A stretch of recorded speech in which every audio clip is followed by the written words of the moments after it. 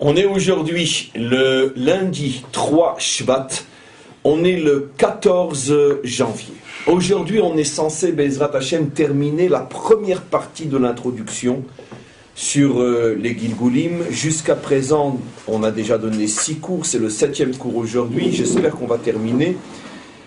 On a surtout parlé, à notre niveau bien sûr, des différentes structures de l'âme. Je voudrais terminer ce cours aujourd'hui sur les différentes structures de l'âme, puisque avant de parler des réincarnations de l'âme, faut-il d'abord comprendre un petit peu ce qu'est une âme. Donc on va terminer aujourd'hui cette première partie de l'introduction. Il va y avoir pas mal de textes, et j'espère qu'on va arriver à voir l'essentiel. En tous les cas, quoi qu'il en soit, à partir de la semaine prochaine, on continue l'introduction, encore plusieurs cours d'introduction, mais cette fois-ci plus sur la notion du Gilgul lui-même, de la réincarnation elle-même, les principes fondamentaux. Après cette introduction, on étudiera à nouveau, mais plus profondément, dans le texte lui-même. Donc pour l'instant, on termine aujourd'hui l'introduction, première partie sur les structures de l'âme, et je rentre directement dans le vif du sujet avec, comme je viens de le dire, pas mal de lectures aujourd'hui. Ktav Ariza, le Ari Akadosh écrit Ine bebriat Adam neemar naase lashon rabim. Vous vous rappelez combien de fois on a mis en évidence qu'il y a une différence au niveau de la création de l'homme et tout ce qui le précède, c'est que à chaque création, c'est Dieu lui-même qui parle et qui dit voilà, je veux qu'il y ait, je veux qu'il y ait, je veux qu'il y ait. Alors que quand on en arrive à la création de l'homme, il y a une différence, il est dit faisons. Il s'adresse donc à quelqu'un d'autre, puisque pourquoi faisons? C'est ce qu'il dit ici. Vélo, donc, naasa belashon rabim, au sujet de la création de l'homme, on utilise un pluriel. Vélo asachen bechol achar, ce qu'on ne retrouve pas dans toutes les autres créations. Comme il est dit, Yehior, qu'il y ait la lumière, Yehirakiya, lashon yachid, c'est toujours lui et uniquement lui qui parle. Et donc pourquoi? Alors il explique. Et là, Matzila Elion Bara et Tabriya, parce que la différence fondamentale, et là c'est une indication extrêmement importante entre la dimension adamique et toutes les autres créatures, c'est que la dimension adamique justement se diffère sur ce point précis. En un mot, va expliquer le Ari Akadosh, la Torah nous explique profondément, quand on a la compréhension bien sûr de ce que signifie ce mot, nous montre véritablement où est la différence fondamentale entre tout ce qui a été créé et Adam. C'est-à-dire, parce que quand Hachem a créé par exemple le monde de la Bria, le premier verset, Bereshit bara Elokim, Ve'en be'olam habriya korar la'asig et ela bemadriga levad, ve'lo nekuda heret lema'ala. Le monde de la Bria, c'est un exemple, c'est pareil pour le monde de la Asiya, c'est pareil pour le monde de la Yetzira, c'est vrai aussi pour le monde de la Hatzilut, c'est vrai aussi pour les créatures de ces mondes, par exemple les anges qui sont essentiellement dans le monde de la Yetzira, ou les animaux qui sont essentiellement dans le monde de la Asiya, peu importe. Mais quoi qu'il en soit, toutes les créatures à part Adam sont limitées à l'intérieur de leur propre système créé, c'est-à-dire n'ont aucune possibilité de connaître autre chose que eux-mêmes. Donc la définition d'un non-adamique, c'est qu'il ne peut pas sortir de son système de pensée, de compréhension à l'intérieur duquel il a été créé et donc d'une certaine manière enfermé. Je fais tout de suite un bond, parce que quand on a la possibilité de lier l'histoire et d'autres notions avec ce genre de texte, bien sûr c'est notre devoir de le faire. Parshat Bo, notre paracha, sortie d'Égypte, sortie de Metzarim, la sortie des limites, nos maîtres expliquent fort justement de ce genre d'enseignement que la naissance d'Israël est Yitziat Metzarim, la sortie des limites. Que signifie la sortie des limites? Justement, la différence entre le système Mitzrayim, Metzarim, c'est que justement les hommes étaient enfermés à l'intérieur de leur vision unique, de leur pensée, de leur compréhension unique des choses, avec le danger terrible, comme on le sait, que dès qu'on veut comprendre quelque chose de nouveau, alors on projette ce qu'on sait sur le nouveau, ce qui veut dire que finalement, on fait des clones et on devient un clown. On n'a aucune possibilité de comprendre l'étranger tel qu'il est véritablement, d'où la haine de l'étranger, d'où le racisme, d'où vous m'avez compris, etc. Ça veut dire donc que si on n'arrive pas à intégrer l'étranger, automatiquement, il fait peur et il est détruit. Le peuple juif, lui, est né de cette sortie de Metzarim, un peuple qui va s'ouvrir à l'étranger et à l'étrange, à ce qui est différent de lui. C'est la raison pour laquelle il va s'attacher à un Dieu qui est complètement hors norme, qu'on ne peut même pas représenter. L'une des raisons véritables pour lesquelles l'interdiction de l'image de la représentation, c'est parce que justement ce besoin qu'a l'homme de représenter, c'est pour se rassurer, pour dire je connais, je comprends, c'est proche de moi. L'impossibilité, l'interdit de faire une image, l'enseignement est absolument évident. Interdiction d'essayer de te rapprocher ou de rapprocher l'étranger. Dieu est fondamentalement étranger à tout ce que tu peux comprendre à l'intérieur de ton propre système et habitue-toi à te connecter, à servir quelque chose qui te dépasse complètement. Ça va former d'une certaine manière cette identité juive qui va traverser l'histoire. Le juif va toujours être l'étranger quoi qu'il en soit, et c'est ce paradoxe. On ne peut pas être un meilleur citoyen français qu'un juif français. On ne peut pas être un meilleur citoyen américain qu'un juif américain. Nous l'avons prouvé pendant des millénaires. Et malgré tout, le juif français et le juif américain, pendant des millénaires, disent les Shana Abba Be'Yerushalayim, l'an prochain à Jérusalem. Et sans trahir le pays qu'ils servent et pour lequel ils sont prêts et sont déjà morts des milliers de fois, comme les soldats juifs américains ou les soldats juifs français ou les soldats juifs russes, etc. Et l'ont servi et sont décorés de quantité de médailles. Alors comment c'est possible? Parce que justement c'est le paradoxe de l'identité juive. On est quelque part, mais d'un autre côté on reste fondamentalement ailleurs. Fondamentalement mon véritable endroit c'est Jérusalem. Et donc ce paradoxe-là rend fou les nations, parce qu'ils ne comprennent pas. Alors vous êtes français ou vous êtes juif? La réponse est dans le Dieu qu'on sert. On sert le Dieu le plus proche de tous les, entre parenthèses que Dieu me pardonne, de tous les dieux qui existent, mais d'un autre côté, ce Dieu-là est le plus étranger de tous les autres, puisqu'on ne peut même pas le représenter. Et c'est ça donc, la sortie de Metzarim, accepter un système qui est fondamentalement autre. Alors, cette identité est l'identité adamique par excellence, c'est ce qu'il est en train d'expliquer, oui.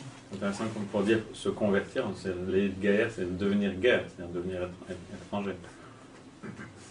C'est comme si ça faisait partie de l'identité. Très très intéressant. Comment se fait-il qu'un converti, j'ai jamais remarqué, comment se fait-il qu'un converti, donc celui qui rejoint le peuple juif, on l'appelle un guerre, qui veut dire un étranger? Non, guerre c'est pas toujours un étranger. Non, guerre c'est toujours un étranger. Dans la Torah, dans la Torah d'Hachem, le guerre c'est un étranger. Bien sûr, jusqu'à aujourd'hui en hébreu moderne d'ailleurs. Oui, non, en hébreu moderne on dit un zar, mais c'est plus fort encore. Mais c'est intéressant, un guerre, malgré tout, il y a une notion d'étranger, de différent. Alors Eric explique pourquoi, pour nous faire comprendre que d'une certaine manière le converti, d'après cette explication, c'est celui qui rejoint l'identité étrangère. L'identité qui n'est celle de personne finalement, qui n'est que celle des Juifs. D'ailleurs, le Messie, à la délivrance finale, il va habiter avec les guérim. C'est pour ça justement, parce que c'est l'identité. Normalement, on doit dire les Yahed. Il faut dire les Yahed, la sorte de Chayoudi. On appelle ça guérim. Justement, c'est sa remarque, pour bien mettre en évidence que l'identité juive est une identité étrangère d'une certaine manière. On est les éternels étrangers. C'est la chanson de Pagani sur... D'ailleurs, c'est les noms d'Agar. Pourquoi ça s'appelle Agar? Et donc maintenant, regardez. Donc, dans tous les autres mondes, ils sont enfermés à l'intérieur de leur propre système et ne peuvent pas comprendre un autre système. Donc de là, on peut dire aussi, application concrète, tout raciste, xénophobe, antisémite ou anti tout ce que vous voulez, c'est sûr et certain qu'il n'appartient pas à la dimension adamique. On a déjà une application extraordinaire. Un homme, un peuple, une civilisation raciste a signé de ses propres mains qu'elle n'est donc pas adamique. Pourquoi? Puisque la définition même de Adam, c'est l'acceptation de l'autre. C'est la raison pour laquelle aujourd'hui notre nation se reconstruit avec des couleurs, des races complètement différentes et que tout ça, ça devient l'identité juive nouvelle ou israélienne, des Éthiopiens, des Yéménites, des Russes, des Français, des Américains, et tous ensemble qui reconstruisent le peuple juif. Pourquoi? Parce que justement, le peuple juif étant Par définition, le peuple qui ne s'enferme pas dans quelque chose, il ne peut pas être que de couleur blanche, que de couleur noire, que de couleur jaune ou que de couleur rouge. Il est forcément de toutes les couleurs, de toutes les mentalités et de toutes les races aussi. Donc on continue. Vechen ba Yetzira, de même le monde de la Yetzira, Vechen le monde de la Asiya. Et regardez cette merveilleuse explication. Velo asachen el Adam. C'est la différence fondamentale entre Adam. Je tiens juste à expliquer que, par exemple, l'une des négations les plus absolues de ce principe-là, qui montre que ça ne peut pas être une religion adamique, c'est la religion qui a inscrit ni grec ni juif. Pourquoi c'est le contraire même de cette explication-là? Puisque ni grec ni juif signifie qu'on ne veut plus les différences. Or, nous disons tout le contraire. Il y a les Grecs, il y a les Juifs, et malgré tout un monde uni pour servir le maître du monde. Comment? C'est le secret de la délivrance finale. Mais dire ni Grec ni Juif, c'est faire l'aveu qu'on ne peut pas supporter l'étranger, et donc il faut créer un homme nouveau qui ne soit ni Grec ni Juif. Mais ça veut dire un homme qui refuse la différence. Donc automatiquement, on comprend bien que ça ne peut pas être une religion adamique par définition. On continue. Et donc, Velo asachen el Adam, la différence fondamentale en ce qui concerne Adam, que je traduis bien sûr plus par homme, Sheratza sheyasi kol haolamot. Le maître du monde voulait que Adam soit une créature qui soit capable de comprendre tous les mondes. Ça veut dire que bien que lui est dans un monde, il se sente à l'aise dans les autres mondes. Il n'ait pas peur de l'étranger, il n'ait pas peur de la différence. Et pourquoi et dans quel but? Pas seulement qu'il ne soit pas effrayé par la différence, mais il a même une mission. Vaikshor et kulom, et d'unir tous les mondes. Pourquoi? Parce que le monde de Asiya refuse le monde de la Bria. Le monde de la Bria refuse le monde de Hatzilut, et ainsi de suite. Dit d'une autre manière, les chats, les chiens haïssent les chiens, les blancs haïssent les noirs haïssent les blancs, les jaunes haïssent, etc., etc. Tout le monde haït celui qui est différent. Donc qu'est-ce que fait Hachem?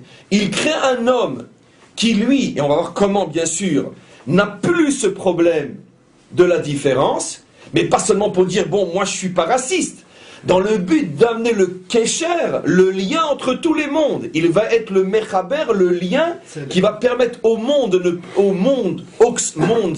de ne plus se haïr, et de pouvoir former cette unité qui se retrouve au moment de la délivrance finale. Bayom haou Hashem echad ushmo echad. C'est un enseignement aussi pour nous qui est très très très très très très important. Ça veut dire qu'à chaque fois, même dans notre petit monde à nous, qu'un autre système de pensée, qu'un autre courant de pensée, bon, on est à la veille des élections, sûr qu'on se fout tous de tout le monde, mais on s'amuse. Mais je parle maintenant de quelque chose de très très sérieux, de très très profond. Si véritablement on voit comme un ennemi celui qui représente un courant de pensée à l'intérieur du peuple juif différent d'une autre, alors on porte atteinte à notre identité adamique. Maintenant, encore une fois, et où ça commence et où ça s'arrête. Et peut-être qu'un autre courant de pensée est véritablement dangereux. Mais le problème, c'est qu'avant de faire la preuve véritablement qu'il est véritablement dangereux, on a plutôt tendance, d'abord c'est très rare qu'on arrive à apporter ces preuves, et dans 99,9% des cas, ce qu'on critique, qu'on humilie et qu'on repousse, c'est tout simplement parce qu'ils sont tellement différents de nous qu'on réagit face à eux comme un non adamique. Ça ne veut pas dire, encore une fois, c'est vrai que j'ai ouvert une porte, qu'il faut tout accepter, que tout est acceptable. Mais très très très très souvent, nos réactions sont beaucoup plus du style non adamique que véritablement parce qu'on pense que le monde est en danger. Oui. Pourtant, il y a quand même une notion de race à la fin des temps, comme quoi l'homme sera puni, etc. Enfin, je veux dire, il y a une séparation qui est faite dans les prophéties avec Ishmaël qui est bien déterminé, avec Edom qui est bien déterminé, et donc il y a Et pas qu'il disparaît, j'ai pas compris. Edom ne disparaît pas. Non. Les 70 peuples ne disparaissent pas. C'est séparé, je veux dire, en tant que race. Bien sûr. Comme quoi il porte une faute et qu'il doit payer, etc. Puis Oui, mais après le tikkun fait, chacun reste avec sa différence, mais réuni à l'intérieur d'un grand lien qui s'appelle Hashem Echad. Bayom haou Hashem Echad, Hashem yeh melech al kol haaretz. Mais il n'y a pas de disparition des différences, bien au contraire. Ils viendront porter les corbanotes. D'ailleurs, c'est marqué que chaque peuple viendra apporter des corbanotes pendant la fête de Sukkot, etc. La fête de Sukkot qui deviendra le grand rassemblement de toutes les nations, au moins une fois par an à Jérusalem, pendant la fête de Sukkot précisément. Ce serait intéressant de voir Dafka pourquoi c'est la fête de Sukkot et pas la fête de Shavuot ou une autre fête. Mais en tous les cas, il n'y a pas de disparition des couleurs, des races et des identités. Simplement, il y a une disparition de tout ce qui empêche l'union et l'unité. Écoute bien ce que je te dis. Il y a une purification des religions et des races, ce qui, dans chaque religion, chaque idéologie empêche l'unité, ça sera détruit. Puisque le but est d'arriver à l'unité. Donc ce qu'il y a de bien dans le christianisme restera, ce qu'il y a de bien dans l'islam restera, ce qu'il y a de bien, ne me tirez pas dessus, dans le bouddhisme et l'hindouisme restera, car évidemment, qui doute qu'il y ait des choses bien à l'intérieur de ces systèmes de pensée, etc. C'est-à-dire que tout restera, mais purifié de ce qui empêche l'unité. Et pourquoi? Parce qu'il manque la dimension adamique qui est le grand réunificateur. La dimension adamique, c'est bien sûr Israël, pas seulement, mais aussi Israël, ainsi que les Bnei Adam qui sont éparpillés parmi les nations. C'est Israël qui doit servir de lien réunificateur au milieu de toutes ces idées et idéologies qui, pour l'instant, se font la guerre les unes aux autres. Oui. Il n'y aura plus d'autres religions. Il y aura le judaïsme avec des Bnei Noach. Non, il y aura bien sûr qu'il y aura d'autres religions, mais ce que je dis, c'est pour ça que j'aurais mieux fait de me taire, parce que je dis quelque chose que je n'explique pas. Évidemment que il y aura... Qu'est-ce que c'est une religion? Une religion, c'est un mode d'emploi pour se coller à Dieu. C'est absolument évident que... Ils vont là dans la Torah, c'est les Bnei Noach. Comment? Oui, mais c'est d'accord, mais les Bnei Noach, tu vas quand même pas imaginer que les Bnei Noach saoudiens de l'époque de la délivrance vont servir Dieu exactement de la même manière que les Bnei Noach africains ou chinois. C'est absolument impossible et impensable parce que leur mentalité, leur système de pensée, leur sensibilité nécessite une approche qui est propre à la civilisation arabe ou musulmane. Peu importe, de même, jamais un chrétien ne pourra... Ben Noach, si tu veux, c'est un mot très clali. Je vais te donner un exemple extrêmement juste et précis. Nous, juifs, c'est absolument évident qu'un juif litaï ne sert pas exactement Dieu comme un juif racide, et qu'un juif racide ne le sert pas exactement comme un juif mékoubal, et qu'un juif mékoubal comme un juif dati, et qu'un juif dati comme un juif haridique, etc. Ça ne disparaîtra pas, toutes ces choses-là. Plus encore, au moment de la délivrance, il y aura encore plus de différences qu'aujourd'hui, puisque les 12 tribus vont être retrouvées, et chaque tribu avait même sa manière de prononcer l'hébreu. C'est-à-dire 12 courants fondamentaux au moins de judaïsme, à l'intérieur d'un grand nom qui s'appelle le judaïsme. C'est clair, mais c'est absolument évident que le judaïsme, la manière de vivre son lien avec Dieu qu'aura la tribu de Issachar, sera malgré tout différente de celle de Yehuda ou de Lévi ou des Kohanim. C'est barour. Eh ben, très bien. Eh ben, ça s'inscrit malgré tout dans ce que je vous dis. Oui. Un Ben Noach, un Éthiopien, il servira différemment d'un Chinois, mais ça restera pas. Il n'y aura toujours pas de religion ni bouddhiste, ni chrétienne, ni musulmane. Ce sera une manière de servir Dieu. Dans le cadre Michael, c'est les mots qui te font peur. Évidemment, quand je dis l'islam, tu vois l'islam comme aujourd'hui. Non, mais je vois la chrétienté, c'est incompatible. Ce qui est incompatible, c'est incompatible, ça peut pas rester. Non, il y a par exemple, je ne veux pas maintenant partir dans ce cours-là, je vais essayer d'être le plus concret, et je sais que vous resterez avec des questions, mais comme je dis souvent, mieux vaut rester avec de bonnes questions qu'avec de mauvaises réponses. Il y a dans chaque religion un aspect fondamentalement juste, et il y a l'écorce, la clipa, qui voit cet aspect fondamentalement juste, qui est soit chez les uns de l'idolâtrie, soit chez les autres du fanatisme, etc. Et donc, mais le point commun entre toutes les clipotes de toutes les religions, c'est qu'elles empêchent l'unité entre les hommes. Et donc, ce qui va être enlevé, c'est l'écorce, mais le fruit va rester. Maintenant, je suis d'accord avec toi. À quoi je fais allusion quand je parle du fruit du christianisme, qui n'a rien à voir avec ce qu'on voit aujourd'hui, ou quand je te parle du fruit de l'islam, qui n'a rien à voir avec ce qu'on voit aujourd'hui? Je suis d'accord qu'il faudrait plusieurs centaines de milliards de cours pour l'expliquer. Mais je sais que ça existe et je sais aussi ce que c'est.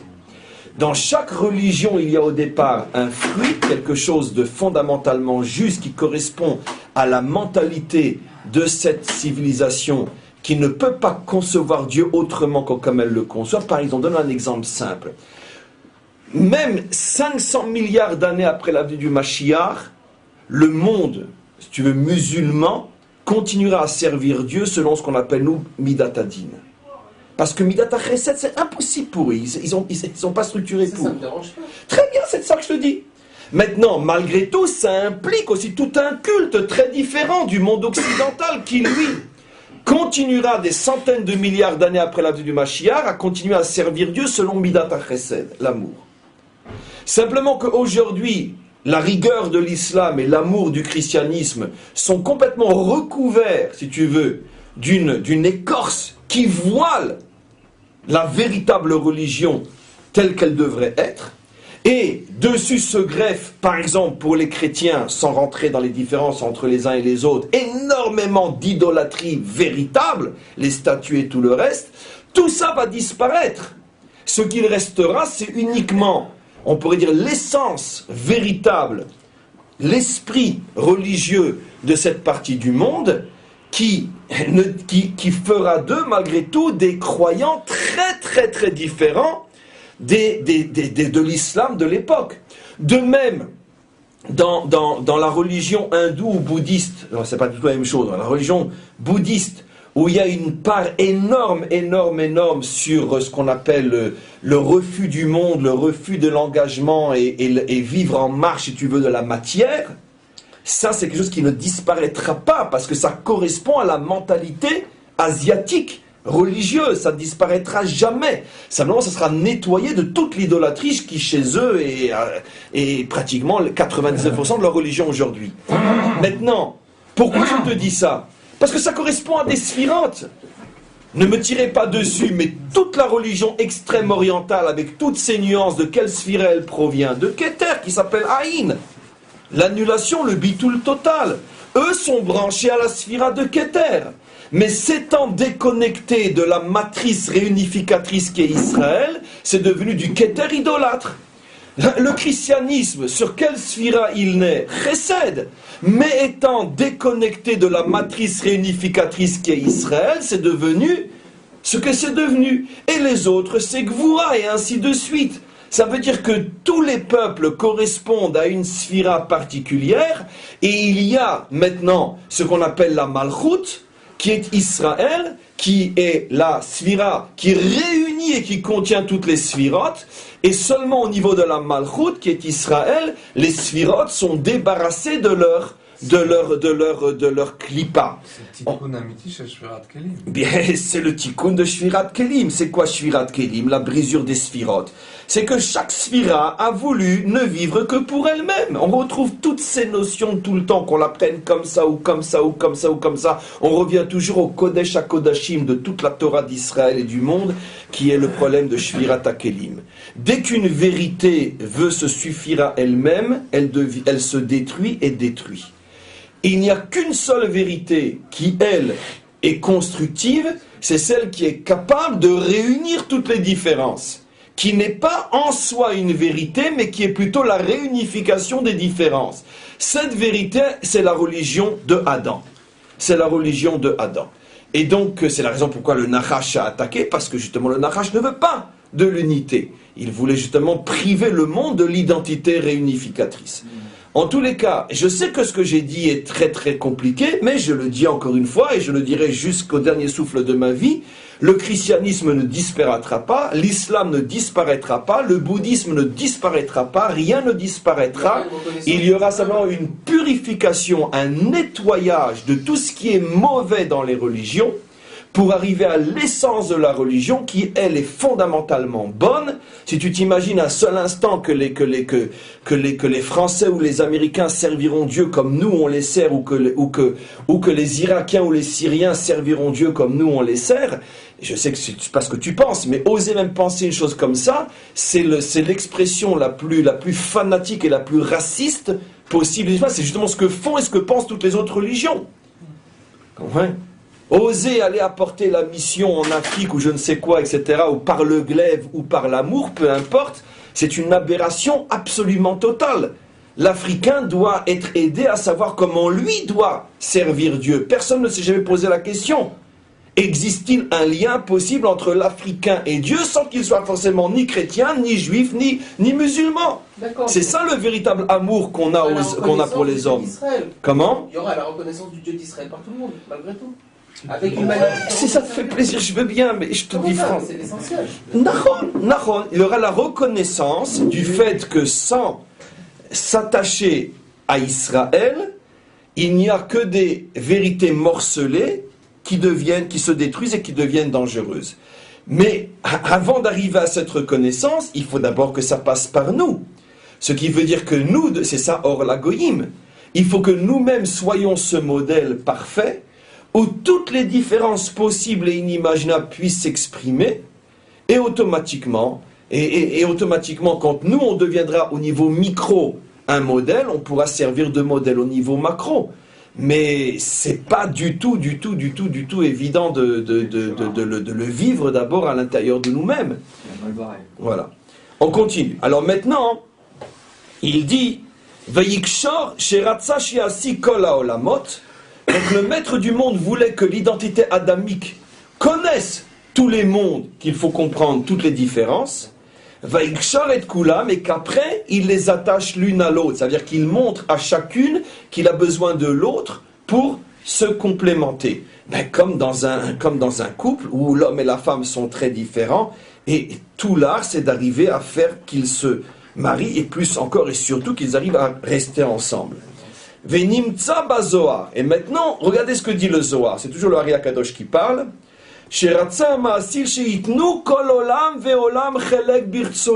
Voilà que comment est confectionnée l'identité adamique. Quand Hachem dit faisons, à qui il s'adresse? Il s'est adressé à tout ce qui avait été créé avant Adam. C'est la raison pour laquelle les hommes de Cro-Magnon sont peut-être apparus il y a des millions d'années, mais Adam n'est apparu qu'il y a 5773 ans, comme j'ai expliqué.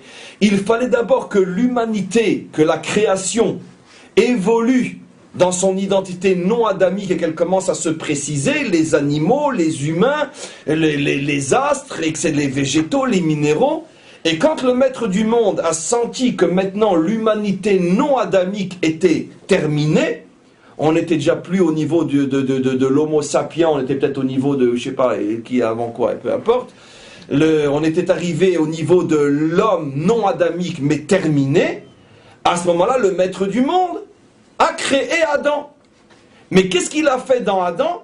Il a pris une partie de tout ce qui existait, minéral, végétal, animal et humain, et pas seulement ce que j'explique, mais il a pris aussi une partie des astres, une partie des anges, une partie des mondes en haut comme Atzilut, etc. Ça bien sûr au niveau de son âme, puisque l'homme c'est pas seulement un corps, c'est aussi une âme. Ça veut dire que chacune partie de son corps a été formée à partir de quelque chose qui avait été créé avant lui, de manière à ce que l'homme, Adam, ne soit pas une nouvelle créature, mais le rassemblement de toutes les créatures. C'est pour ça qu'un Adam raciste, par exemple, c'est pire, c'est pas pire, c'est incomparable à un non-Adam raciste, parce qu'un non-Adam raciste, il ne fait que fonctionner selon sa propre nature. C'est normal qu'un Allemand blond aux yeux bleus, quand il voit arriver un coloré, etc., ça lui fait peur, parce qu'il n'est pas adamique. Mais si, donc, d'une certaine manière, il réagit normalement, sauf que là vient les 7 lois de Noach qui lui disent « Tu ne voleras pas et tu ne tueras point ». C'est intéressant, la loi de Noach ne lui dit pas « Tu n'haïras pas l'étranger ». Comme chez nous, on nous dit « Tu n'haïras pas l'étranger car tu étais un étranger dans une terre, etc. » On est le seul peuple, en tout cas après les autres nous l'ont pris de la Bible, mais la Bible est la première religion au monde qui dit « Tu ne haïras pas l'étranger ». Ça n'est pas seulement tu ne le tueras pas. Si un Allemand se contente de ne pas tuer l'étranger, il a agi comme un ben noir. Maintenant qu'il le haïsse, on ne peut pas lui reprocher de le haïr puisqu'il n'est pas adamique. Donc il ne peut pas ne pas avoir peur de la différence. Comprenez bien la sagesse profonde de la Torah. Mais un juif, si seulement il se contente de ne pas tuer l'étranger, il n'a pas du tout agi comme un juif. Il n'a aucune récompense, aucun mérite. Parce que s'il éprouve dans son cœur quelque chose qui repousse l'étranger, il a détruit son identité juive. Puisque d'abord la Torah lui dit tu n'haïras pas l'étranger. Évidemment que tu ne tueras pas. Oui. On peut voir un soutien de ce qu'apporte le Midrash sur le fait pourquoi est-ce que Hachem il a créé Adam comme un exemplaire unique. Il aurait pu créer plusieurs exemplaires d'Adam tout de suite. Et qu'est-ce que dit le Midrash? Que c'est pour que personne puisse dire mon ancêtre était supérieur au tien. Absolument. C'est-à-dire que dans la création même de Adam unique, on retrouve cette notion justement de qu'il n'y a pas un qui puisse dire qu'il est meilleur que l'autre. On continue. Et donc, regardez bien ce qu'il dit. Il s'est donc adressé à tous les mondes, c'est une manière de parler, c'est une parabole bien sûr, mais ça veut dire que Hachem a pris un petit peu de tout ce qui existe dans les mondes matériels et spirituels, que chacun donne un morceau de lui dans Adam. Ce sont des images, mais comprenez ce que cela signifie.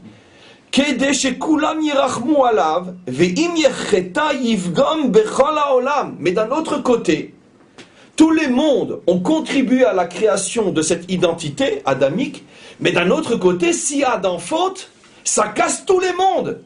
C'est la différence fondamentale entre un non-adamique et un adamique.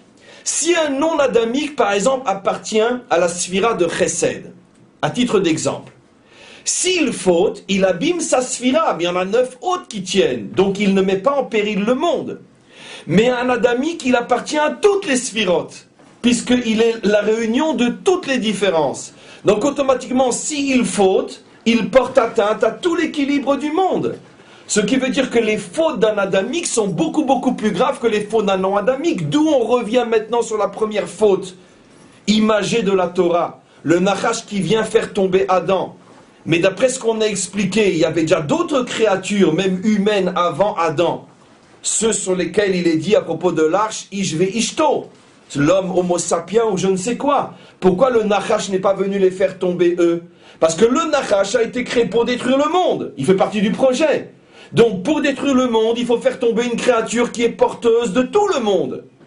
Donc automatiquement, si Adam tombe, tout tombe. Et effectivement, Adam est tombé et tout est presque tombé, puisque quelques décennies après, quelques siècles après, c'est le déluge. Comme conséquence directe de la chute de Adam. Donc le Nachash sait ce qu'il veut. Pourquoi, d'une certaine manière, le monde entier s'attaque à Israël? Parce que c'est le projet Nachashi qui continue. Si Israël disparaît, l'humanité entière disparaît.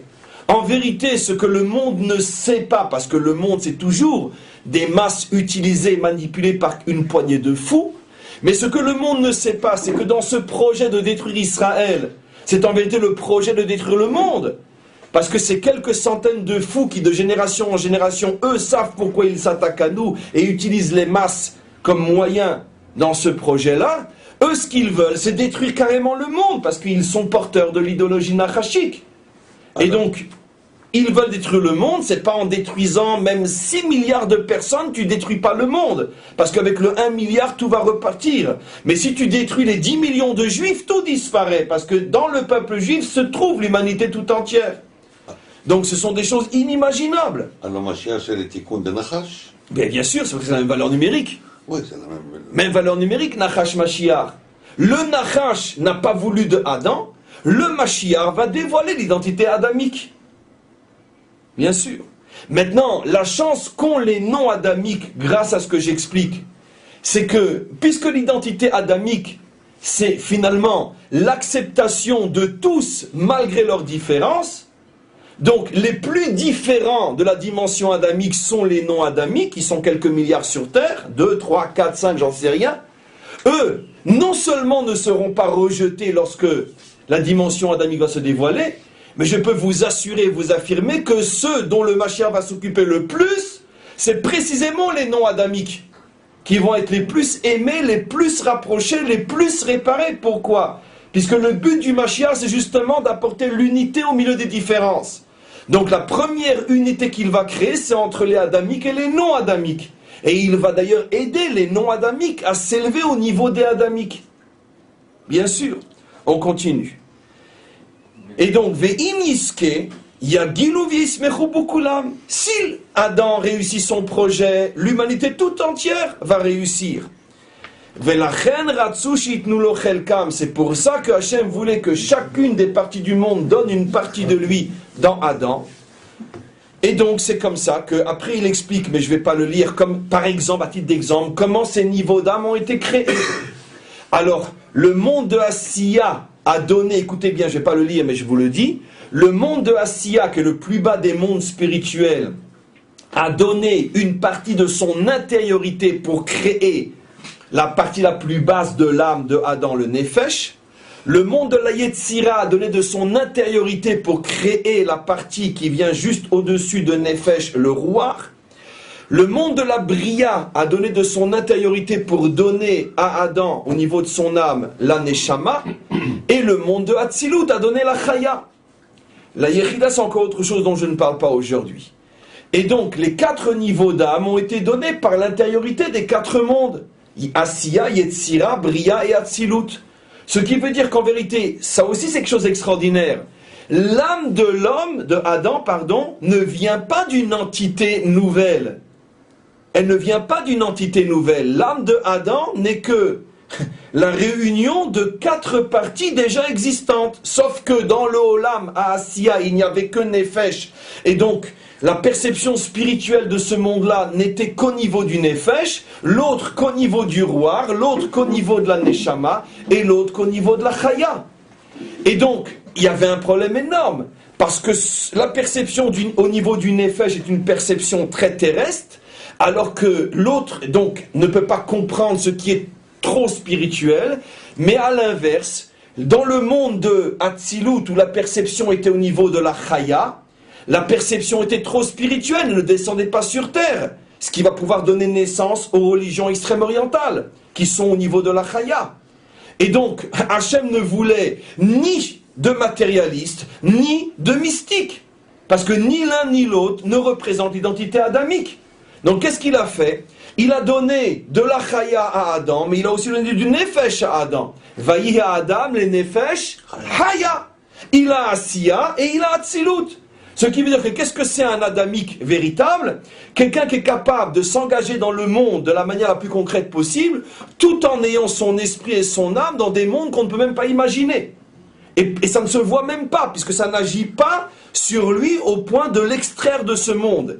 Cette dimension adamique est unique au monde. Comment qu'un homme peut être impliqué dans ce monde tout en étant dans les Olamot supérieurs? Mais Nefesh Chaya, on parle sur les animaux aussi. Comment? Le maître du monde a dit à Adama, c'est aussi Nefesh Chaya. Il y a Nefesh Chaya, alors nous aussi Nefesh Chaya au même niveau que les très animaux. très bonne remarque, mais d'abord le verset ne dit pas la même chose. Totsi Haaretz, là c'est Hachem qui l'a créé. Rachid pose cette question, et la réponse, on la connaît, c'est parce qu'il y a effectivement des créatures animales qui s'appellent des Chayot HaKodesh. Dans le monde de Hatzilut, il y a des anges. Mais comment les prophètes ont vu les anges tous comme des animaux? C'est-à-dire que par rapport à Adam, ils sont encore au niveau de l'animal, bien sûr. Les anges les plus hauts s'appellent Hayot HaKodesh, qui veut dire mot à mot les bêtes saintes. C'est les anges du monde de Hatzilut. Et donc effectivement, mais seulement la différence, c'est que justement, eux ils sont encore au niveau de l'animal.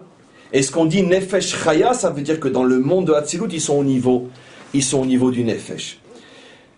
Parce que chaque monde, il a ses 5 niveaux d'âme, etc. Mais quoi qu'il en soit, effectivement, même dans le monde de Hatzilut, il y a des créatures spirituelles, mais qui sont perçues par les prophètes comme des animaux par rapport à l'homme, par rapport à Adam, excusez-moi encore une fois, je crois que je me trompe. Pourquoi? Parce que un homme qui vit sur une montagne au Tibet et qui passe son temps, et je ne le dis pas d'une manière péjorative, en contemplation du divin qui atteint des niveaux, je pense, spirituels assez extraordinaires, malgré tout, pour les prophètes d'Israël, il s'appelle encore un animal, spirituel, je rajoute. Pourquoi? Parce que c'est pas ça la dimension adamique. L'homme n'a pas été créé pour être toute sa vie en haut d'une montagne à contempler le divin. Donc, c'est peut-être très haut, c'est le monde de Hatzilut, puisque c'est très haut sur une montagne du Tibet. Mais ça reste de l'animalité religieuse, parce que c'est pas pour ça que Hachem a créé son monde. Et donc ça montre, quand les prophètes l'appellent animal, Chaya, c'est encore une manière de dire qu'ils sont encore accessoires au véritable projet. Oui. Les animaux, en fin de compte, sont assez proches du fonctionnement des anges. C'est-à-dire qu'ils n'ont pas de libre arbitre, ils sont là avec. Et la vache rousse, en fin de compte, est quelque chose aussi de très spécial là, dans cette. Nahon, l'animal n'a rien. La définition de l'animal en hébreu d'étude n'a rien à voir avec l'animal de la rue.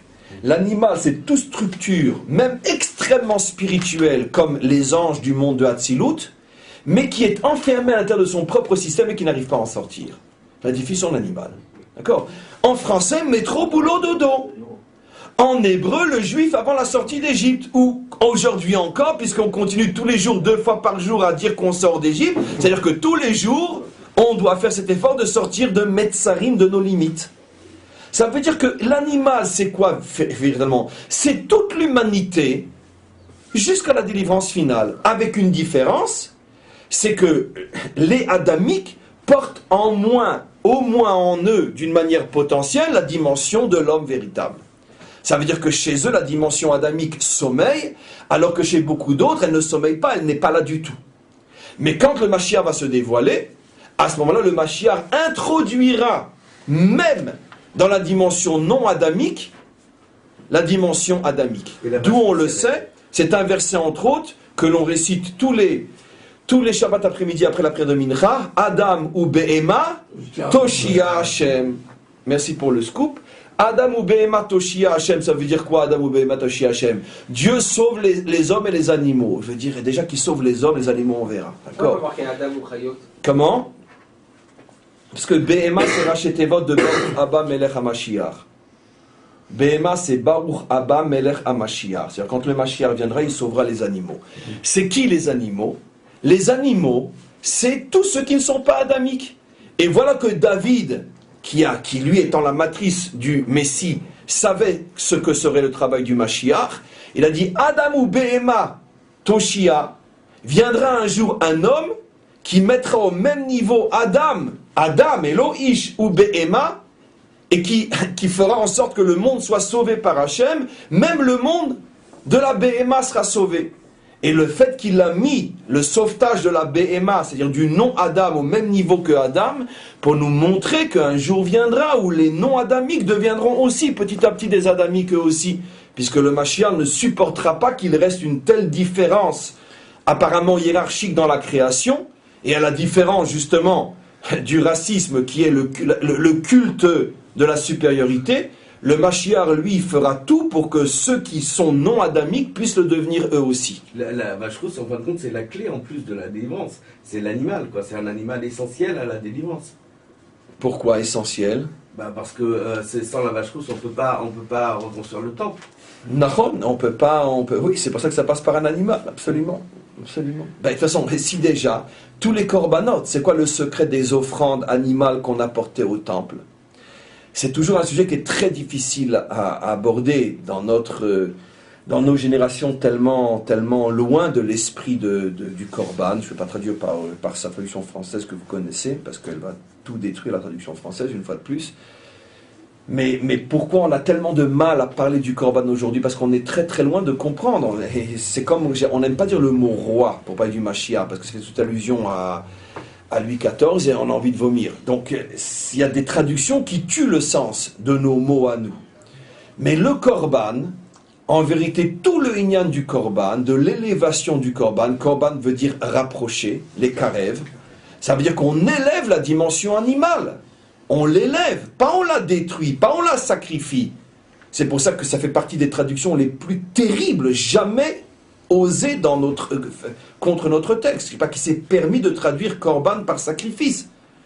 Je veux dire, si on pouvait condamner, intenter des procès, c'est inimaginable le nombre de procès qu'on pourrait intenter si on connaissait quel premier traducteur qui a osé traduire Corban par sacrifice. Il faut aussi savoir que sacrifice, à l'origine, ça veut dire faire sacré, enfin rendre sacré. Comment? Sacrifice, c'est rendre sacré. Office du sacré. C'est faire sacré. C'est rendre sacré. Et après encore sacrifice au départ ne veut pas dire sacrifier. Ça veut dire rendre sacré. Faire sacré.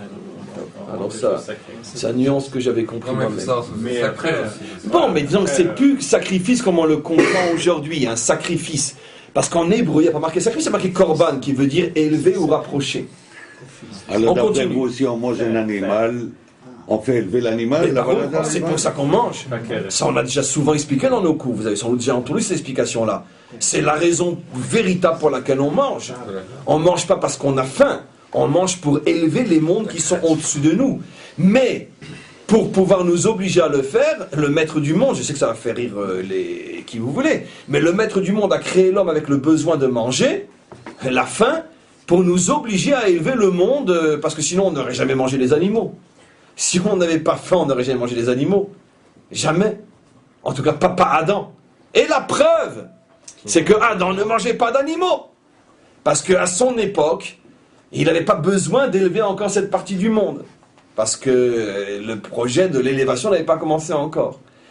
Mais c'est pour ça que jusqu'à aujourd'hui, par exemple, dans le Talmud, on dit, je ne sais pas qui doit se sentir concerné par cette affirmation, que Amaaretz Asur lechol basar. Un homme vil, on parle d'un juif, n'a pas le droit de manger de la viande. Pourquoi ? Parce que qui il est lui pour prétendre élever l'animal ? C'est plutôt, déjà, il devrait plutôt se faire bouffer par un animal, pour se faire élever, au moins au niveau de l'animal. Donc, un amaretz asur lechol basar. Ça nous montre bien qu'on ne mange pas de la viande pour avoir du B12, on mange de la viande, on mange de la viande pour pouvoir élever l'animal. C'est la raison pour laquelle jusqu'à aujourd'hui, on essaye, si on le peut, de surtout manger de la viande uniquement Shabbat et fête et pas trop dans la semaine. Ça reste une ordonnance jusqu'à aujourd'hui. Les Talmidei Chachamim, les gens spirituels, ne mangent pas de la viande en semaine s'ils peuvent l'éviter. Je ne parle pas de off, je ne parle pas de tout ce qui est off, volaille. Mais Bassar, on essaye d'éviter la semaine. Pourquoi ? Parce qu'il faut tout un état de préparation spirituelle pour manger de la viande, parce qu'il faut pouvoir l'élever, c'est pas évident. Aujourd'hui, ce qui remplace le misbéach, c'est la table. Nachon, Chazal disent que depuis que le temple a été détruit, qu'est-ce qui remplace le misbéach, l'autel sur lequel on faisait les korbanot, la table. Et ça veut donc bien dire ce que ça veut dire. Le Shabbat, par définition, c'est surtout un repas d'élévation, c'est ça que là on mange de la viande, etc. Voilà. Comme le minéral et le Comment ? végétal aussi. Quoi ? Comme le minéral et le végétal. Oui, mais seulement la différence, c'est que le minéral et le végétal, ça on peut sans aucun problème la semaine aussi. Parce qu'il y a moins de force, entre parenthèses, dure et négative que dans la viande. Mais le Shabbat et les fêtes, alors là, même la viande, parce que là, on peut élever même la viande. Barour que le Adam, lui, il élève tous les règnes qui sont en dessous de lui. Alors, on continue encore un petit peu. Et donc, ça, j'ai expliqué. Alors, maintenant, regardez. Vechen Amar, dernier texte de cette introduction, de cette première partie d'introduction, on va le lire maintenant. Maintenant, jusqu'à présent, c'était un texte du Ari Akadosh, maintenant un texte de son élève Rabbi Chaim. Vezel Eshonu. Et voilà ce que dit Rabbi Chaim Vital. Ine bechol olam. Alors ça c'est très intéressant, pas 100% nouveau, mais nouveau dans la manière de le dire. Ine bechol olam. Sache que dans chaque monde, c'est-à-dire dans chaque chose créée, visible et invisible, yesh or pnimi. Il y a dans chaque monde, c'est vrai dans Asiya, dans Bria, dans Yetzira, dans chaque monde, c'est vrai. Comment se structure un monde ? Un monde, ça c'est un monde, c'est un petit monde, c'est un monde microscopique, mais cette armoire, c'est un monde. Comment ça se structure ? Ce qu'il dit maintenant est vrai dans le macro comme dans le micro. Alors regardez ce qu'il dit. Il y a d'abord à l'intérieur de la matière une énergie pnimite, c'est-à-dire la première apparition de la chose avant d'être visible et qu'on puisse la toucher comme ça. Il y a à l'intérieur un or pnimi, une énergie, mot à mot, une lumière intérieure, M et Ser Sphirot, qui sont les 10 Sphirot. Les 10 fameuses Sphirot se retrouvent à l'intérieur de chaque monde. Vechutza M, tout de suite à l'extérieur, ça veut dire donc comme habit de la première dimension, Or Mirtza Vaneshamot, l'énergie qui est la source des âmes. Les âmes avec leurs 5 niveaux. Je continue d'abord. Vechutzalo, et après, Or Mirtzav Malachim, l'énergie qui sert de matière à la création des anges. Vechutzalo, et après encore à l'extérieur, Or Chashur, une énergie non-lumière, Mirtzav Klipot, qui est la matière à partir de laquelle se forment les klipot, les écorces. Vechutzalo, et enfin, en dernière position dans l'extériorité, Aolam Atzmo, le monde lui-même, qui sont les cieux, la terre, etc. Donc, il y a 5 dimensions dans ce que nous appelons la matière. La partie la plus profonde. 5 dimensions, on retrouve le chiffre 5. Vous comprenez pourquoi le monde est écrit avec la lettre He, Behe Bar Am. 5 dimensions. La dimension la plus pnimite, c'est une lumière qui est celle des sphirotes. Après, une lumière qui est celle des neshamot. De là sont créés les neshamot de Adam. Après, une dimension plus chitzonite, d'où sont créés les malachim. Après, une dimension plus pnimite, d'où sont créés les klipotes. Et enfin, une dimension, la seule que nous voyons, que nous touchons, c'est ce qu'on appelle la matière elle-même. Alors bien sûr, on peut se poser une question évidente. Qu'est-ce que peut signifier Sphirot dans le monde, dans le monde de la matière? Plus encore, là vous me direz, bon, c'est des énergies créatrices, bon. Mais Neshamot, dans le monde de la matière, comment c'est possible? Y a-t-il des Neshamot dans le monde de la matière? Bien sûr. Malachim, y a-t-il des anges dans le monde de la matière? Klipot, ça veut dire quoi dans le monde de la matière? Alors bien sûr, le mot utilisé par Rabbi Chaim est extrêmement précis. Mirtzav, ça veut dire la matière brute, mais après il y a des nuances inimaginables. Les âmes de l'homme n'ont rien à voir avec les âmes de la pierre, ou les âmes de l'animal, ou les âmes du végétal. Mais il y a une notion d'âme aussi. Donnons un exemple simple, que nous, juifs, pouvons comprendre relativement facilement, mais qu'il faudrait sans doute énormément de temps et de savoir et de force pour l'expliquer au grand public. Comment se fait-il que l'on prend, par exemple, de la matière et qu'on fasse avec une mitzvah? On a tous mis ce matin les téphilines. Les téphilines sont faits uniquement et exclusivement avec de l'animal. De l'animal, d'accord? Puisque la lanière, le parchemin, même l'écriture est une écriture animale. Tout est fait avec de l'animal. Tu as l'encre, je parle. Tout est fait avec de l'animal. Min Hashemayim la paracha cette semaine. À 2 reprises à la fin de notre paracha, on parle de la mitzvah de mettre les téphilines. Maintenant, je ne vais pas entrer trop dans les détails parce que je suis aussi fatigué, mais on sait que quand on met les téphilines, on opère de véritables connexions. Téphilines, milachon, téléphone, c'est les mêmes lettres. On opère de véritables connexions par le mohar, par le cœur, par l'action, de véritables connexions. Il y a des énergies qui passent entre nous et le divin à ce moment-là. Au point que nos maîtres disent, il ne faut pas trop qu'on le sache ou qu'on le dise, cette chose-là, mais que si un juif a fait beaucoup de fautes dans sa vie, mais au moins a mis les tfilines, c'est sûr qu'il sera récupéré. S'il a fait toutes les mitzvot, mais qu'il n'a jamais mis les tfilines, il ne peut pas être récupéré. Parce qu'il n'y a pas de connexion. Ça veut dire que la connexion principale du juif avec le divin, ça passe par les téphilines. Ça veut dire qu'il y a vraiment une réalité spirituelle de connexion, d'énergie qui se produit au moment où on met les téphilines. Pourtant, le Shabbat, il ne l'aimait pas. Parce que c'est produit par le Shabbat. C'est remplacé par le Shabbat. Le Shabbat est porteur de cette connexion, et plus encore. C'est pas qu'on ne l'aimait pas, c'est-à-dire on fait la connexion d'une autre manière. Comme Yom Tov d'ailleurs. Mais on doit tous les jours de notre vie se connecter avec Hachem au moment où la journée commence, et cette connexion n'est possible que par les tefilines. Et les tefilines telles qu'elles doivent être faites, avec minutie, etc. Très bien. Maintenant, aussi la femme n'aime pas les tefilines, parce que sa connexion passe par un autre canal. Mais l'homme juif, sa connexion, c'est comme ça qu'elle a été conçue par le maître du monde, passe par les téphilines. La question est évidente. Comment de l'animal, tiens, on retrouve l'animal, comment de l'animal peut me connecter? Et bien sûr, les maîtres ont posé la question que pour mieux répondre. Et si pour me connecter, je décidais de quoi? De tout simplement penser tous les matins, d'ailleurs c'est un peu la tfila, Shema Yisrael Hashem Elokeinu Hashem Echad, je me connecte à toi en proclamant que tu es un. Pourquoi je dois mettre les tfilines? Plus encore, nos maîtres disent que celui qui récite le Shema Yisrael le matin sans tfilin, Kemeid Edut Sheker Beatzmo, c'est comme s'il faisait un faux témoignage en disant que Dieu est un. Pourquoi? Parce que tu ne peux pas te connecter au Dieu un sans tfilin. Donc mieux vaut te taire, à la rigueur, mieux vaut ne pas faire le Kriyat Shema que de le faire sans tefilin.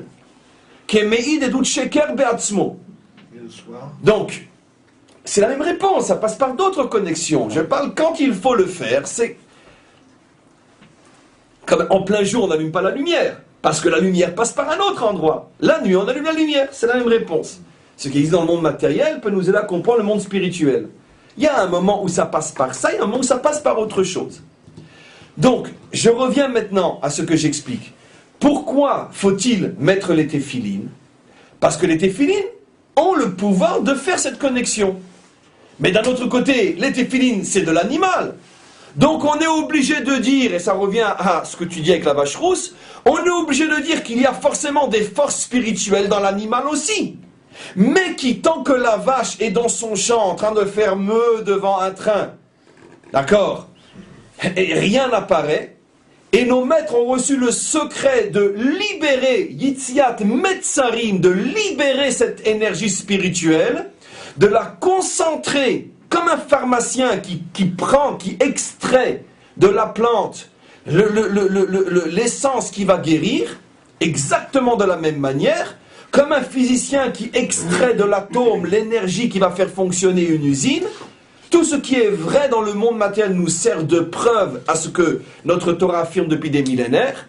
La manière savante de transformer l'animal en téphiline extrait cette énergie qui se concentre dans ces téphilines, c'est pour ça qu'elles ont une certaine kdusha, je ne traduis pas, et qui fait qu'au moment où on les met, se produit la connexion. Celui qui rit et qui ne croit pas en cela ressemble au même idiot qui rira quand on lui dit que cette plante-là, telle qu'elle se présente et avec les mesures présentées, peut guérir. Il dira, mais non, ce n'est qu'une plante. Pas besoin de conclure à quel point il est idiot.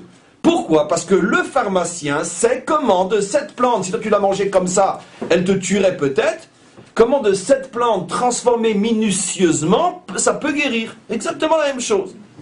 Donc on est obligé de dire que même dans la matière, il y a forcément des énergies nishmatiques, puisque ça va brancher mon âme. Et ainsi de suite à titre d'exemple. Ce qui veut dire que dans chaque chose créée se trouvent toutes les dimensions du créé. Maintenant, comme on va le voir, l'homme étant construit à partir de tous les mondes, l'homme va avoir en lui toutes ces structures. Je parle de Adam, je ne sais pas que je me trompe. Adam va avoir en lui toutes ces structures. Il va porter en lui le monde des sphirotes, il va porter en lui le monde des neshamot, il va porter en lui le monde des anges, il va porter en lui le monde des clipotes, il va aussi porter en lui par sa chair, par sa matière, par ses os, le monde, le seul malheureusement qu'on connaît.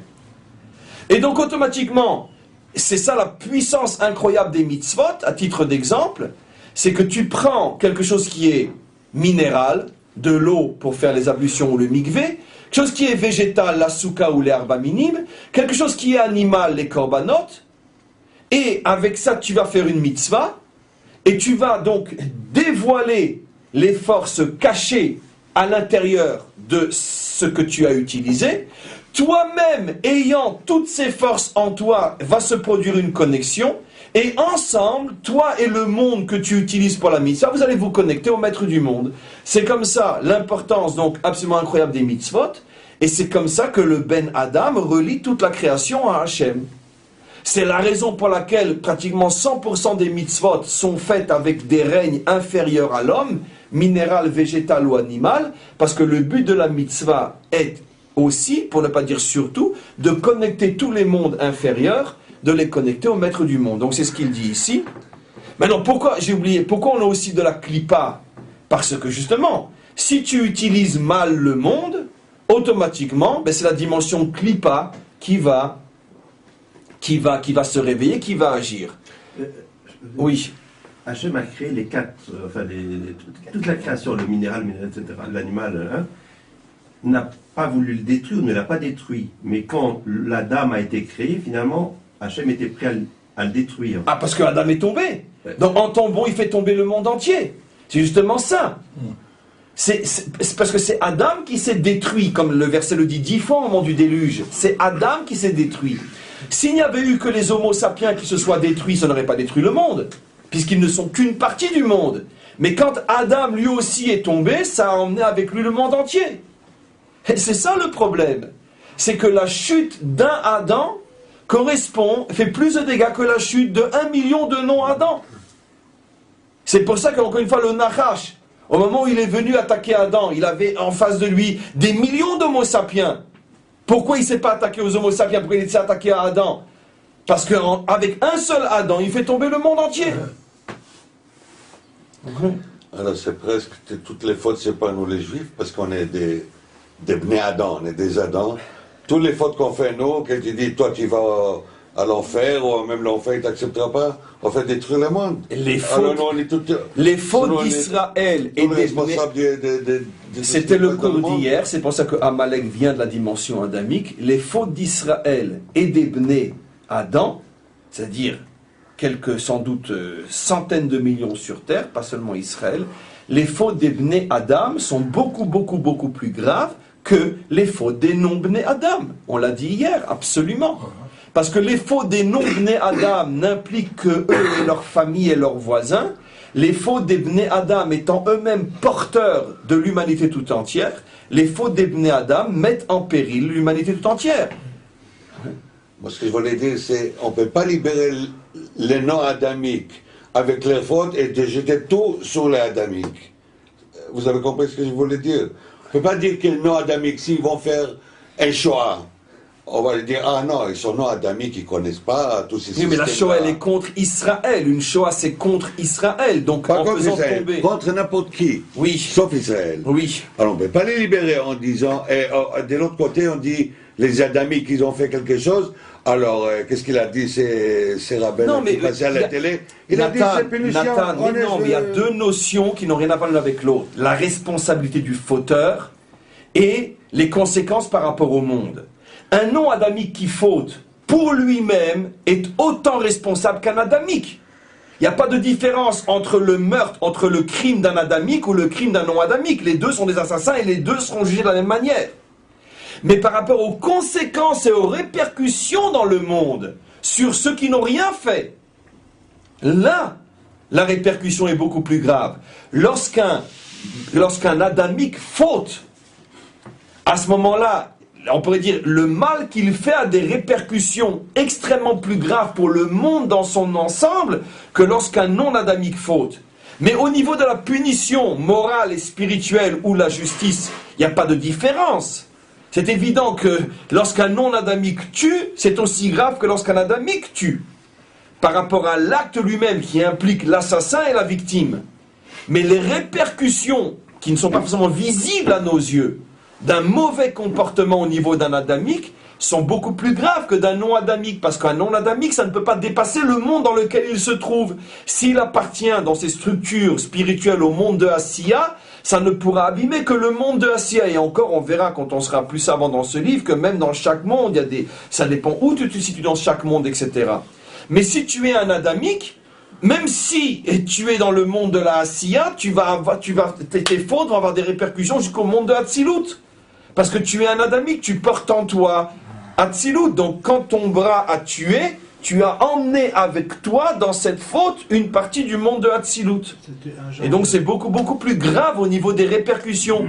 C'est pour ça que le monde, à l'époque du déluge, a été détruit, comme dit clairement le verset, parce que Adam a fauté.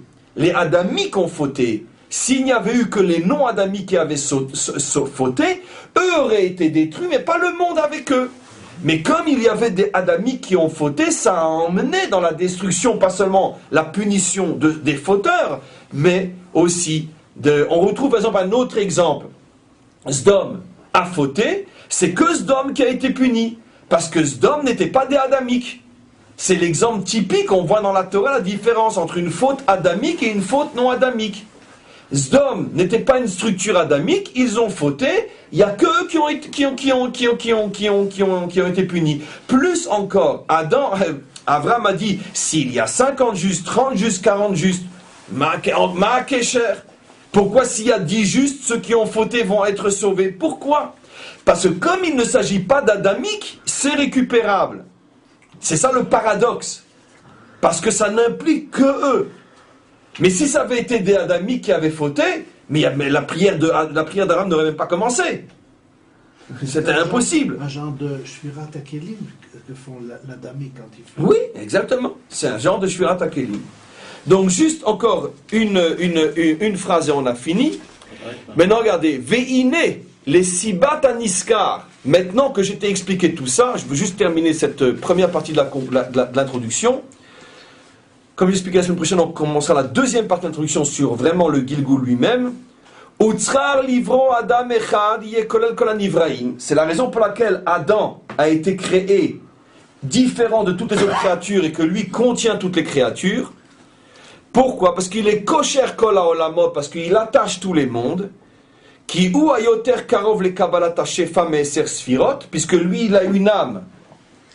Donc automatiquement, comme on a vu, l'âme se trouve juste après les sphirotes, donc c'est le plus proche des sphirotes qui sont bien sûr les énergies divines elles-mêmes.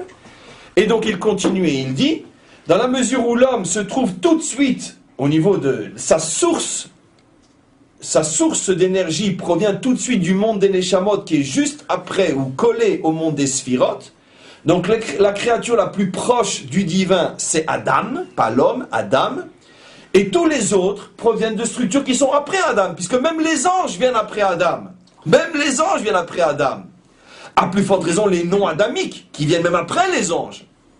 Donc automatiquement, tout le monde a besoin de la structure d'Adam pour se connecter au divin. De là, la preuve absolue qu'il ne peut pas y avoir de tikkun du monde sans que le monde s'accroche à la dimension adamique. Et même les anges ont besoin de la dimension adamique pour s'accrocher à Hachem. Et donc, on voit donc le rôle inimaginable de la dimension adamique. C'est la raison pour laquelle il va y avoir au niveau de la dimension adamique des Gilgulim. Je tiens à préciser comme première introduction à tout ce qui va suivre, que le phénomène des Gilgul, et c'est peut-être l'un des plus grands chidouches d'Israël par rapport à ce qu'on appelle dans le monde les réincarnations, le chidouche des Gilgul n'existe que et uniquement que et seulement que chez les Adamiques. Les autres n'ont pas de Gilgul. Mais le Gilgul ne se trouve que chez le Adamique. Pourquoi? Parce que justement dans la mesure où tous les mondes dépendent et sont accrochés à la dimension adamique, consciemment ou non, tant qu'il y a la moindre imperfection dans la dimension adamique, le monde n'a pas de salut. Donc automatiquement, Hachem a prévu tout un système de récupération de la dimension adamique. C'est-à-dire que si ça n'a pas marché cette fois-ci, tu reviens une autre fois, dans un autre contexte comme on le verra en détail, de manière à sauver la dimension adamique, parce que le salut du monde dépend de...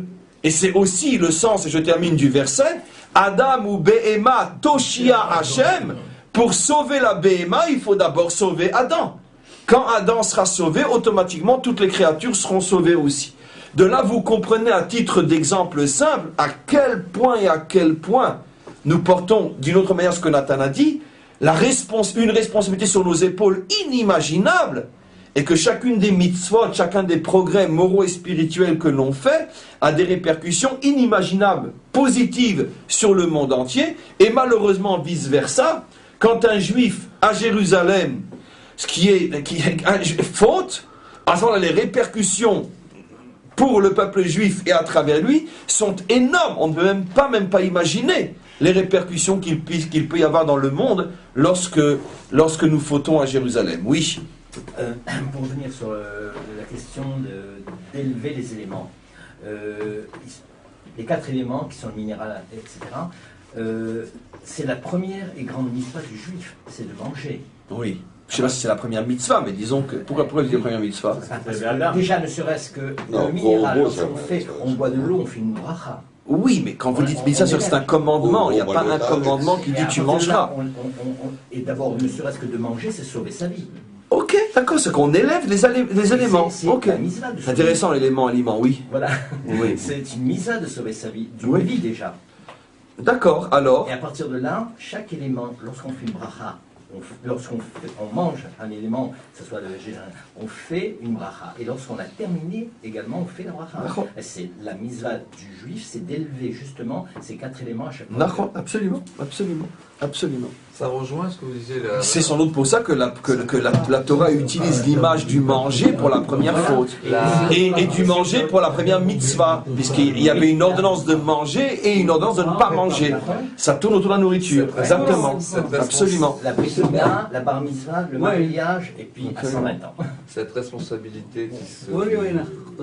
déroule, enfin qui se déploie dans la... Le cours n'est pas fini, s'il vous plaît, le cours n'est pas fini. Cette responsabilité qui nous incombe et qui donne lieu à ces gilgoulim pour justement rattraper ce qui n'a pas été fait ou faire le tikkun, c'est lié à une autre notion abstraite, ishtalshelut à Olamot, c'est-à-dire qu'à niveau des âmes, il y a un système de chaîne. Absolument.